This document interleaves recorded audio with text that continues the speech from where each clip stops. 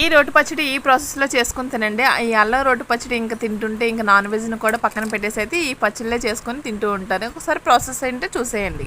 నీట్గా క్లీన్ చేసుకున్న అల్లాన్ని అయితే ఇలా చిన్న చిన్న పీసులుగా కట్ చేసుకొని పక్కన పెట్టేసుకోవాలి. మిర్చి, ఆనియన్స్, టమాటో, లెమన్ సైజ్ అంతా చింతపండు.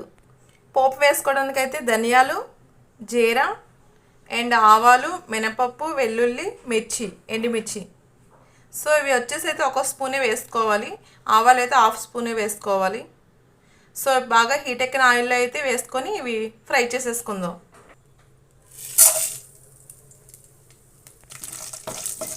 ఇవి ఫ్రై అవుతున్నప్పుడు కరివేపాకు వేసుకుందాం. ఇప్పుడైతే అల్లం ఇవన్నీ కలిపి ఇంకా 1 బై 1 వేసుకొని ఫ్రై చేసేసుకుందాం. అల్లం ఫ్రై అయిన తర్వాత ఆనియన్స్, మిర్చి, టమాటో, చింతపండు కూడా వేసుకొని ఫ్రై చేసేసుకుందాం.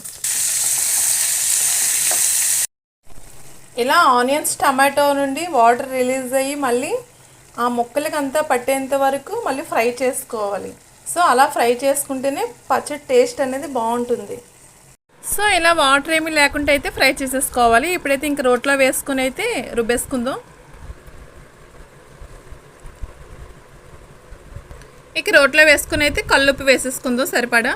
సో కల్లుప్పు వేసుకుంటే టేస్ట్ బాగుంటుంది. సాల్ట్ కన్నా కల్లుప్పు వేసుకొని రుబ్బేసుకోండి, చాలా బాగుంటుంది టేస్ట్ అయితే.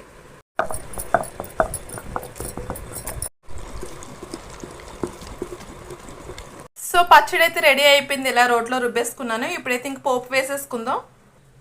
బాగా హీట్ ఎక్కిన ఆయిల్లో అయితే ఇంకా పోపు దినుసులు అయితే వేసేసుకుందాం. కాస్త కరివేపాకు. సో ఆయిల్ అయితే కొద్దిగా ఎక్కువగానే వేసుకోవాలి. ఒక 3-4 స్పూన్స్ అయితే వేసుకోండి. సో ఇంకా పోపు అయితే ఇంకా పచ్చళ్ళలో వేసేసుకుందాం.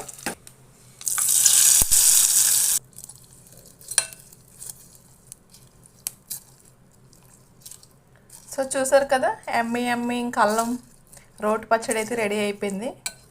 సో ఇంకా రైస్లో వేసుకుంటే చాలా అంటే చాలా ఎమ్మీగా ఉంటుంది. ఒక్కసారి ఈ ప్రాసెస్లో ట్రై చేయండి. మరి చాలా బాగుంటుంది. ఛానల్ అయితే సబ్స్క్రైబ్ చేసేసుకోండి. బాయ్.